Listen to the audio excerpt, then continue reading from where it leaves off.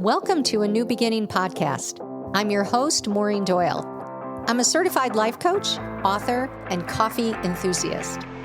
Did you know that at any moment you can create a new beginning in your health, relationships, career, or mindset?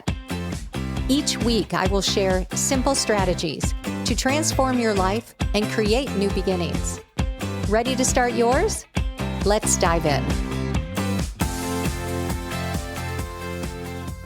Hello, everyone. Welcome back to the podcast.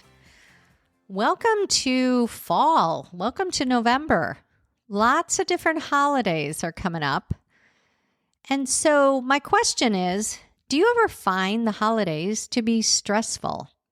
If the answer is yes, then this podcast is for you. I have been discussing this a lot lately with my clients and thought that I would share it with you today. As we get closer to Thanksgiving and all the other holidays and events that are coming up between now and the end of the year, I am beginning to see the stress level in my clients rising. And what I've been hearing a lot from them are sentences that begin with, I have to. And whenever a sentence begins with, I have to, well, let me ask you, how do you feel when you hear that? I have to, or when you say that?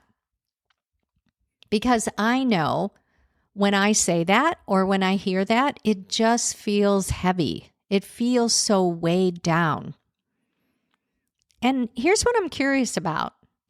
Do you really have to? Why do you have to? Who says? Where is this coming from? And just because something has been done in the past or someone somewhere has told you that you have to, you really must ask yourself, do I? Because here's the thing, you really don't. You are in charge of you. But if you decide to do it, whatever it is that you have to do, what I want to offer to you is just to change up the words that you use. Instead of saying, I have to, which brings with it so much heaviness and negative energy, change it up to, I choose to, or I want to.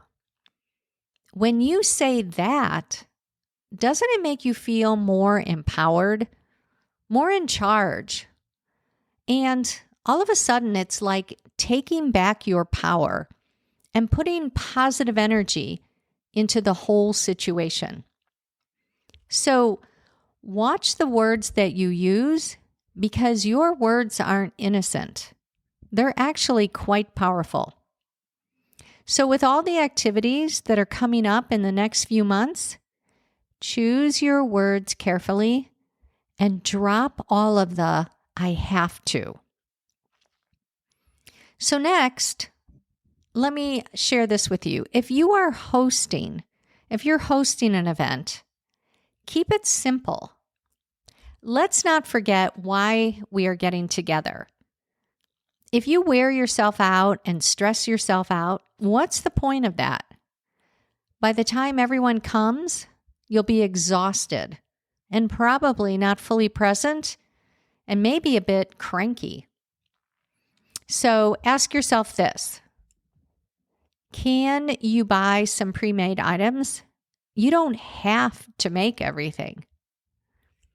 Or can you make some of the items the day before? Don't put it all on one day. Maybe it's saying yes when people offer to bring something and not trying to do it all by yourself. That's a lesson that I had to learn. And maybe it's even suggesting that people help you out and bring something. You know, today with social media and Instagram and TikTok, it looks like everyone is effortlessly creating the most fabulous events. That is the standard that we judge ourselves against. It all looks so perfect. But here's the thing about perfect. You get to decide what perfect is. Certainly not someone on social media, because who knows how many people may have helped them put together this perfect meal or celebration. It's just not real. Remember what the whole event is about. It's about coming together, loving one another, having a good laugh, and sharing some food. Next, let's talk about energy. So I want to ask you this. What kind of energy do you want to bring into an event that in the past may have been stressful? Sometimes meeting up with some family members or friends can be stressful. And what I would suggest is that you bring to that event, that you bring energy of curiosity. Not defensiveness, not dread, not stress, not anxiety. Just bring curiosity.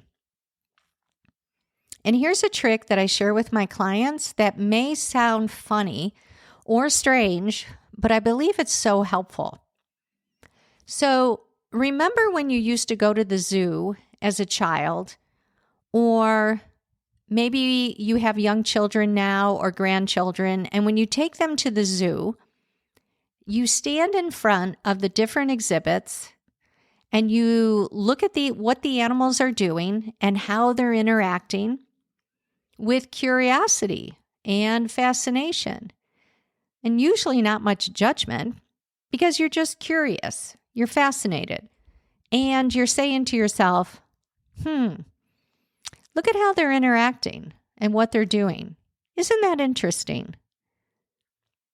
Now, I would suggest that you take that same curiosity into a holiday gathering.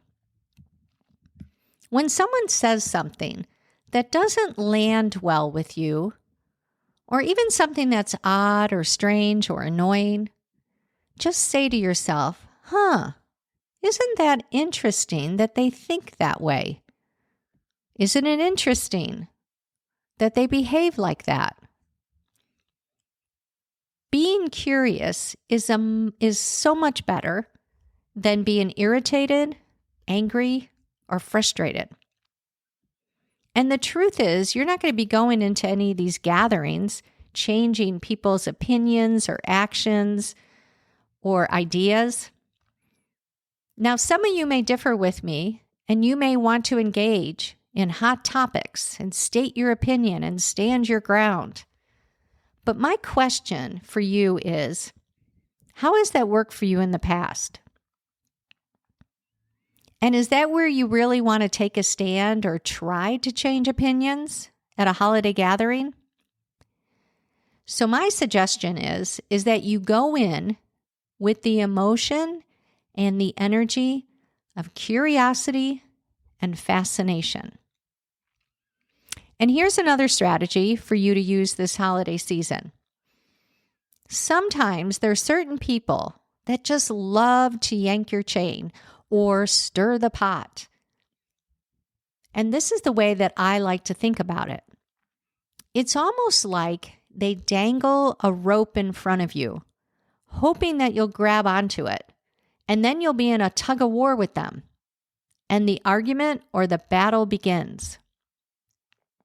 So, if someone drops a rope in front of you, just notice it and don't even pick it up. Just remain neutral. It's the best way to move through an event with lots of different people, and I imagine that you love, or at least that you like, that holds lots of different thoughts and opinions. A lot of times my clients will say to me, I don't know why they think like that. I don't think that way. And I have to say, of course they don't think like you. They aren't you. But wouldn't it be so much better and so much easier if we could control everyone, or if everyone thought just like we do? But guess what? They don't. And we can't control them. The truth is that everyone has lots of different opinions about lots of different topics, and that's okay. So, this holiday season, watch your language. Watch the sentences that you're saying. If you notice yourself saying, I have to, pause and switch it up and say, I choose to, or even I want to. And keep it simple. It doesn't have to be perfect. You get to decide that it's perfect. No one else. Bring curiosity and fascination energy into all of the events that you engage with. Remember the zoo. And by all means, do not grab the rope. If someone extends the rope to you, just say no thank you. Have a beautiful week, my friends, and I'll talk to you next week. If you enjoyed this podcast, check out my free workbook, 6 Secrets to Getting Anything That You Want. Head over to maureen-doyle.com/6secretsguide to pick up your free copy today.